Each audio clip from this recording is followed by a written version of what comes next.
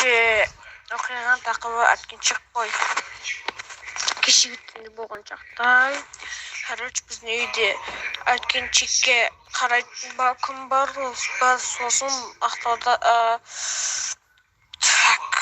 бір достармен тосасып алғанмын. Сосын олар әңгімені айтып бастағанда, негізі білесің бе досым, бірген ақтауда досым дейді екен.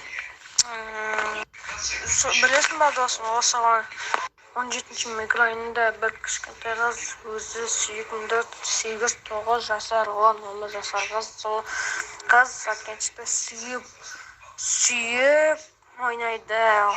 Соны әткеншекті жақсы көреді. Сосын ол қыз әткеншектен құлап,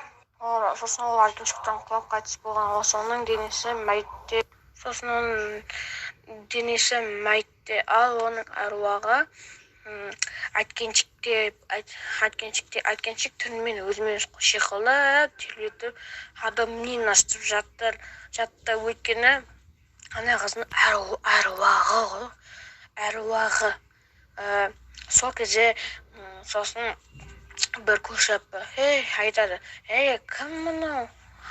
Мына кім ұйқы бермей жатқан деп айқайлады. Үйді оның көлеңкесі көрдім. Сол көлеңкесі сол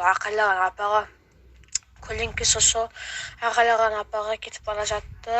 Сосын сол әруақ қыз ана көрші апа қайтыс болды. Милиция шақыртып еді.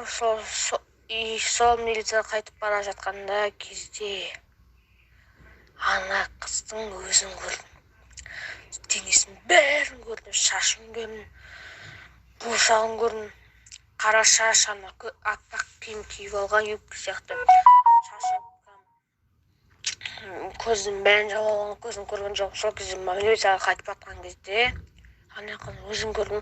Сонда милицияға көрдім. Сонда милицияларға көрінбейді. Сонда маған көріне ма не?